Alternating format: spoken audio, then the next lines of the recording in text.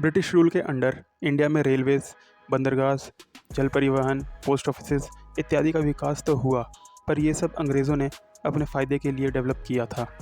अंग्रेज़ों के आने से पहले जो रोड्स थी इंडिया में वो इतनी अच्छी नहीं थी मॉडर्न ट्रांसपोर्ट के लिए। फिर अंग्रेज़ों ने रोड्स बनाई इंडिया में, जिसका पर्पस था कि इंडिया के हर कोने से रॉ मटेरियल्स रेलवे स्टेशंस और बंदरगाहों तक कम समय में पहुंचा जा सके और वहां से इंग्लैंड या दूसरे देशों को एक्सपोर्ट किया जा सके। और रोड्स बनने से ब्रिटिश आर्मी भी इंडिया में एक जगह से दूसरी जगह जल्दी पहुंच सके।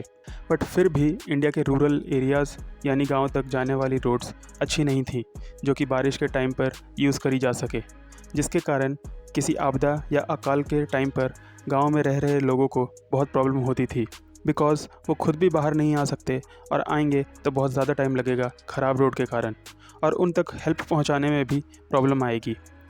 अंग्रेज़ों ने 1850 में इंडिया में रेलवे स्टार्ट किया, और रेलवेज़ का इंट्रोडक्शन इंडिया में अंग्रेज़ों का सबसे इम्पॉर्टेंट योगदान बोला जा सकता है।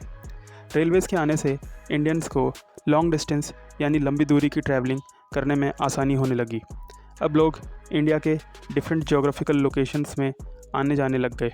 जैसे नॉर्थ के लोग साउथ जा सकते थे, ईस्ट के वेस्ट जा सकते थे, वेस्ट के साउथ जा सकते थे, और लोग अलग अलग कल्चर्स भी एक्सपीरियंस करने लग गए। फॉर एग्ज़ाम्पल, नॉर्थ का आदमी साउथ का कल्चर एक्सपीरियंस कर सकता था, वहाँ का खाना, रहना सहना, कपड़े पहनने का ढंग सीख सकता था और अपनी नॉलेज भी बांट सकता था। दूसरा ये हुआ रेलवेज़ के आने से कि एग्रीकल्चर कमर्शलाइज हो गया। एग्रीकल्चर सेक्टर के ऊपर मैंने एक वीडियो बनाई हुई है, जिसका लिंक ऊपर फ्लैश कर रहा होगा।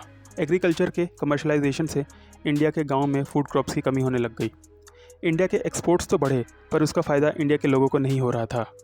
रेलवे के आने से इंडियंस को सोशली तो फ़ायदा हुआ, जैसे कि इंडियंस एक दूसरे का कल्चर समझने लग गए, बट इकोनॉमिकली नुकसान ही हुआ।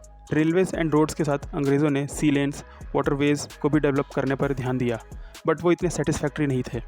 फॉर एग्ज़ाम्पल, उड़ीसा कोस्ट पर कोस्ट कैनाल बहुत ज़्यादा पैसे खर्च करके बनाया गया था, बट कोस्ट कैनाल रेलवेज़ के साथ कम्पीट नहीं कर पाया।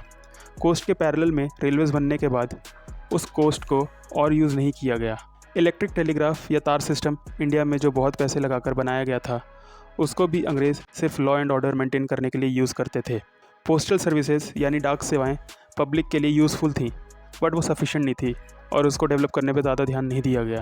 कंक्लूजन में बोला जाए तो इंफ्रास्ट्रक्चर को इंक्लूडिंग रेलवेज़ अपग्रेडेशन की ज़रूरत थी, जो अंग्रेज़ इंडिया के लिए छोड़ के गए थे आज़ादी के टाइम पर।